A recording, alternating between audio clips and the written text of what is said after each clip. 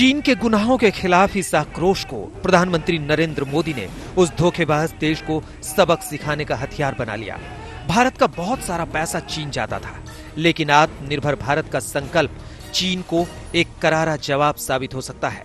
आत्मनिर्भर भारत की दिशा में एक नागरिक के तौर पर हम सबका संकल्प, समर्पण और सहयोग बहुत जरूरी है, अनिवार्य है। आप लोकल खरीदेंगे, लोकल के लिए वोकल होंगे, तो समझिए आप देश को मजबूत करने में अपनी भूमिका निभा रहे हैं। ये भी एक तरह से देश की सेवा ही है। सुपर पावर बनने का ख्वाब देख रहा चीन भूल गया कि सहयोग के बिना तरक्की नहीं होती। हिंदुस्तान की जमीन पर हिमाकत कर उसने जो गलती की है, उसके लिए उसे सजा मिलने लगी है। देश अब तक उसके अर्थतंत्र पर करारा चोट करने लगा है, जो लोकल फॉर वोकल की बड़ी कामयाबी है।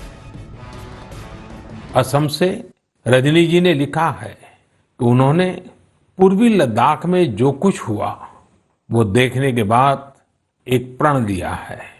प्रण ये कि वो लोकल ही खरीदेंगे, इतना ही नहीं, लोकल के लिए वोकल भी होगी।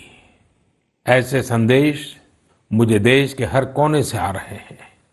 बहुत से लोग मुझे पत्र लिखकर बता रहे हैं कि वो इस और बढ़ चले हैं। इसी तरह तमिलनाडु के मदुरई से मोहन रामामूर्ति जी ने लिखा है कि वो भारत को डिफेंस के क्षेत्र में आत्मनिर्भर बनते हुए देखना चाहते हैं। चीन का भारतीय बाजार पर दबदबा रहा है। वो ऑटो पार्ट्स से लेकर एलईडी बल्ब तक के बाजार में छाया हुआ है। भारत की ज्यादातर कंपनियां ऑटो पार्ट्स चीन से मंगाती हैं। चीनी एलईडी बल्ब भी भारतीय बाजार में छाए हुए हैं। देश में स्मार्टफोन बाजार 2 लाख करोड़ रुपए का है, जिसमें चीन की हिस्सेदारी 72% है। टेलीविजन के बाजार में चीनी कंपनियों की दखल करीब 45% है। सबसे संवेदनशील यानी दूर संचार उपकरण में चीन भारतीय बाजार के 25% पर कब्जा कर चुका है। सौर ऊर्जा के क्षेत्र में चीनी कंपनियों का निवेश 90% तक है। स्टील के बाजार में चीन का दखल 20% है। मेडिकल क्षेत्र में भी चीनी कंपनियों का निवेश 60% तक है। अब तक भारत इन सभी सामान के लिए चीन पर निर्भर रहा है। इसी का असर है कि दोनों देशों के व्यापार में भारी असंतुलन बना हुआ है। आंकड़ों के मुताबिक वित्तीय वर्ष 2019-20 में भारत ने चीन से $65 अरब का सामान आयात किया, जबकि उसे $16.6 अरब का निर्यात किया।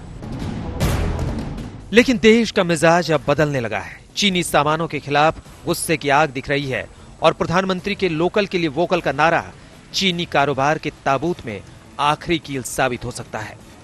आज तक ब्यूरो।